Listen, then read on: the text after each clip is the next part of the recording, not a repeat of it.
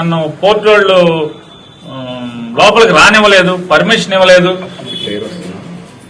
అలాగే నాకు షిప్లోకి ఎక్కడానికి కూడా పర్మిషన్ ఇవ్వలేదు, షిప్లోకి రానివ్వలేదు అని ఆయనకి అనుభవం ఉన్న రంగం కాబట్టి ఆ వీడియోలన్నీ జాగ్రత్తగా షిప్ చుట్టూ గిరగిరా రౌండ్ కొడుతూ పైన ఆ షిప్ వాళ్ళు పనిచేసే వాళ్ళని చూపిస్తూ, చూసారా వాళ్ళు నన్ను లెక్క చేయట్లేదు, నన్ను లోపలికి రానివ్వట్లేదు. ఇవన్నీ మనందరం వీడియోలు చూసాం. నాకున్న సందేహాలు ఏంటంటే, మంచి ప్రయత్నమే కానీ అంత అనుమానాలు లోపభూయిష్టంగా ఉంది, అన్ని అనుమానాలకు కనబడుతున్నాయి. ఏంటంటే పవన్ కళ్యాణ్ గారు షిప్ ఎక్కటాకి షిప్లోకి వెళ్ళాలంటే ఇద్దరు పర్మిషన్ కావాలి. ఒకళ్ళు కస్టమ్స్, రెండు పోర్ట్ అథారిటీ. పోర్ట్ అథారిటీ అంటే ఎవరు?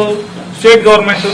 ఆ పోర్ట్ ఆఫీసర్ గారు ఆయన షిప్ లో కనపడుతున్నాడు, వీడియోలో ఆయనతో మాట్లాడుతున్నాడు. అట్లాగే కస్టమ్స్ ఆఫీసర్ కనపడుతున్నాడు దాంట్లో. ఉప ముఖ్యమంత్రి గారి షిప్ లో, ఆ పడవలో ఆయన బోటు చుట్టూ, షిప్ చుట్టూ రౌండ్ వేసిన ప్రదక్షిణ చేసినటువంటి ఆ బోట్ లో వారితో పాటు కస్టమ్స్ అధికారి ఉన్నారు, పోర్ట్ అధికారి ఉన్నారు, కాకినాడ పోర్ట్ అధికారి. మరి పర్మిషన్ ఇచ్చేది ఎవరినైనా సరే షిప్ లోకి వెళ్ళాలంటే షిప్ వాడు ఇష్టం కాదు, కస్టమ్స్ అధికారి, పోర్ట్ అధికారి నాకు అవగాహన ఉన్నంత వరకు ఇది. అదే అధికారులు ఇద్దరు కూడా పోర్ట్ అధికారి కానీ లేదా కస్టమ్స్ వాళ్ళు కానీ కరెక్ట్ షిప్ లోకి అలౌ చేశారు. ఈయనెందుకు అలౌ చేయరు అంటే, అయితే పవన్ కళ్యాణ్ గారిని చంద్రబాబు నాయుడు షిప్ లోకి ఎక్కనివ్వద్దన్నా చెప్పు ఉండాలి, లేదా పవన్ కళ్యాణ్ గారు అబద్ధం అన్నా ఆడుతూ ఉండాలి. ఎందుకంటే పోర్ట్ అధికారి. ఓకే, నెక్స్ట్ అంబటి గారిది.